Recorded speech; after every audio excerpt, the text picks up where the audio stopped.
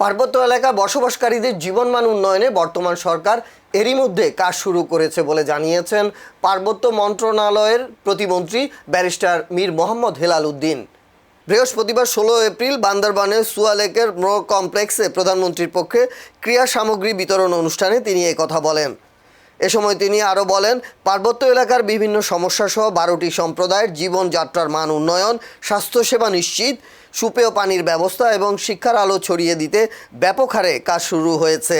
প্রতিমন্ত্রী বলেন, যে পদ্ধতিতে জুম চাষ হয় তা যেন আরও উন্নতভাবে করা যায় এবং উৎপাদিত ফসল দ্রুত বাজারজাতকরণ, নতুন নতুন কর্মসংস্থান কিভাবে সৃষ্টি করা যায় সেসব বিষয়েও পর্যবেক্ষণ ও পরিকল্পনা শুরু হয়েছে।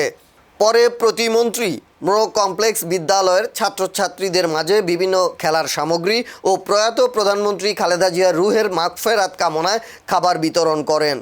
অনুষ্ঠান শেষে তিনি সুয়ালোক মাঝের পাড়ায় মারমাদের সাংগ্রাই উৎসবের জলকেলি অনুষ্ঠান উদ্বোধন করেন।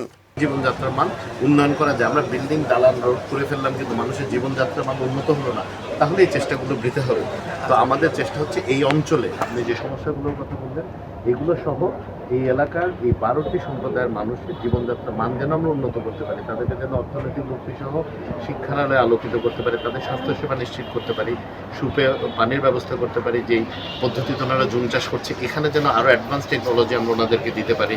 ওনাদের এখানে যে ফসলগুলো হচ্ছে এগুলো যেন আমরা ট্রান্সপোর্টেশনের ব্যবস্থাটা ঠিক করতে পারি, অধিকতর কর্মসংস্থানের ব্যবস্থা করতে পারি। আমরা সামগ্রিকভাবে একটা হোলসেম অ্যাপ্রোচে কাজ করার চেষ্টা করছি। এখানে আমাদের এমপি মহোদয় আছেন পার্বত্য অঞ্চলের, আমাদের এখানে একজন মন্ত্রীও আছেন ডক্টর দীপেন্দ্র সাহেব, প্লাস আমাদের এই প্রতিটি জেলায় জেলা প্রশাসন সহ সকল আইন শৃঙ্খলা রক্ষাকারী যে আমাদের যে সংস্থাগুলো আছে, আমাদের উন্নয়ন বোর্ড আছে, আমাদের পার্বত্য